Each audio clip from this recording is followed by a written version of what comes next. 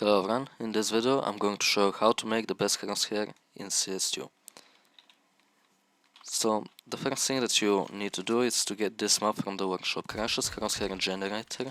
I'm going to leave a link in the description so you can get the map. So when you spawn in, this is what you're going to see, and if you turn to the left you're going to see Pro Crosshairs, and to the right there's going to be bots and a background map so you can see how your crosshair would look in a real game. It's not going to be exactly the same, but you will still see how it will look. Here on this wall you have all the teams in the top 10 or 15, something like this, and it's not updated for right now. It was updated only when the map was made, so the crosshairs are not the same and some of the crosshairs are different.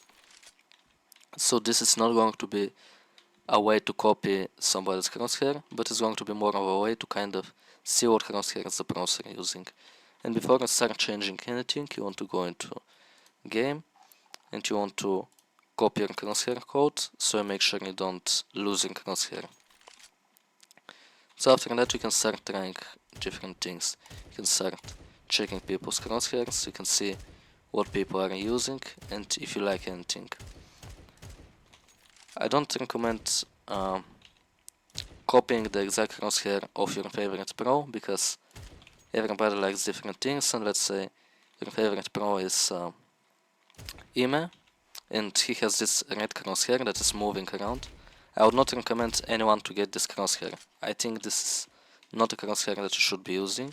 For him it's comfortable, but for most of you it's not going to be good. So just go around and see what crosshair you like. You don't have to like the player that uses the crosshair, you need to like the crosshair itself.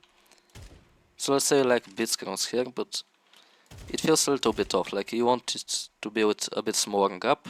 You can edit it here, gap, you can click -1 and then the gap gets smaller. You can click plus and it gets bigger, and same with the thickness, it can be more or it can be less. With the length as well, you can make it smaller or bigger. You can edit the crosshair however you want. After that you can change the style. I recommend the static crosshair. Dynamic will move around, like it will expand while you're moving and it will expand while you're shooting. I think that's really bad. Hybrid will be, it expands when you're shooting. I think that's really bad as well, really uncomfortable. And static will just not move around and it will do the job of a crosshair. The job of a crosshair is to show the center of your screen. So if the crosshair is moving around doing weird things, that doesn't show the center of the screen, that's just distracting you. So if you have a static crosshair, that's not going to distract you, and you can focus on your prime, you can focus on hitting the enemy, and you can focus on your spray more easily.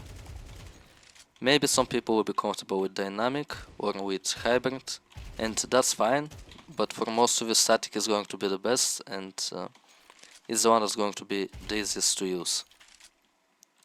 So after you edit the thicknesses, and you can also add a dot, which I personally like, but usually it's not very good for most people because it can kind of hide what is behind your crosshair. Because when you don't have a dot, the middle of the crosshair is open and you can see through your crosshair, but if there is a dot, you can't really see through your crosshair.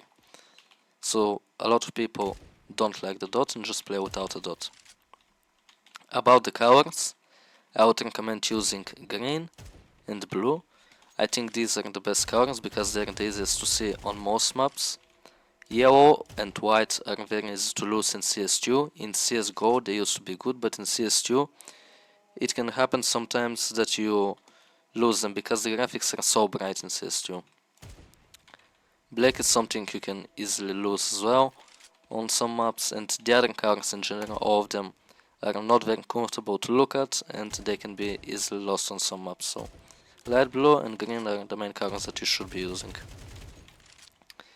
After that you can edit some other things which I don't think you need to edit, like the alpha and stuff like that. I don't think you need to edit these things.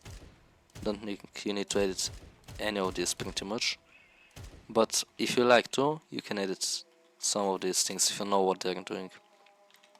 You can use follow and curl, which for me it's very uncomfortable because I have the muscle memory from CSGO to just control my spray, and when I have my crosshair moving up and down, that's again breaking my muscle memory and distracting me. When you have a crosshair that is not doing its job, the crosshair, again, the job of the crosshair is to show you where in the middle of your screen is. If the crosshair is moving around, it's not doing its job, so you're making your crosshair not do the job that it's made for.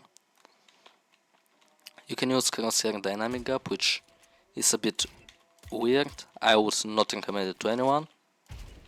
Maybe you like it, maybe you don't, but when it makes your crosshair different, then that's not really a good thing.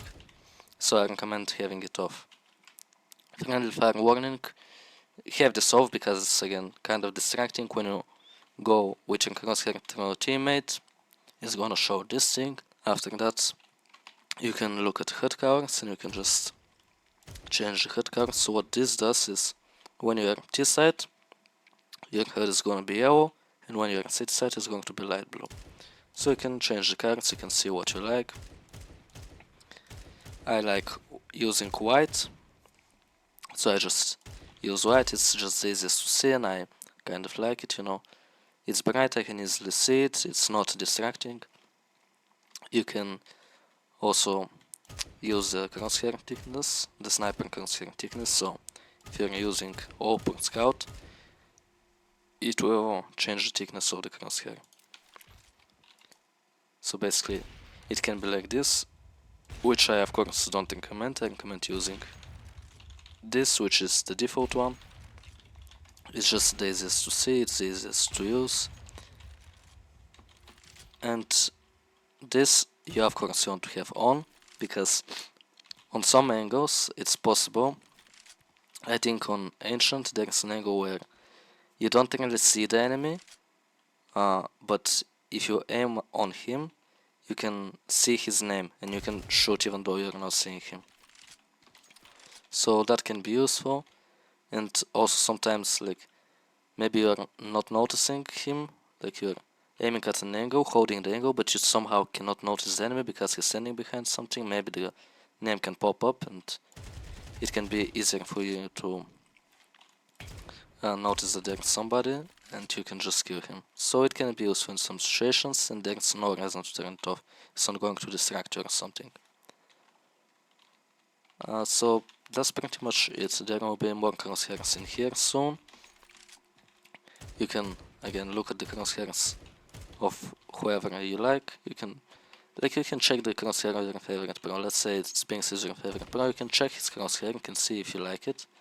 But don't choose somebody's crosshair because he's your favorite player. Look around the different crosshairs, see what people are using, and just choose whatever you like the most, not the player that you like the most. So I hope this video helped you. I hope you selected a better crosshair after watching this video. And if you learned something new, if you enjoyed the video, you can leave a like. And you can subscribe to my channel to not miss out on any upcoming content. Thank you for watching.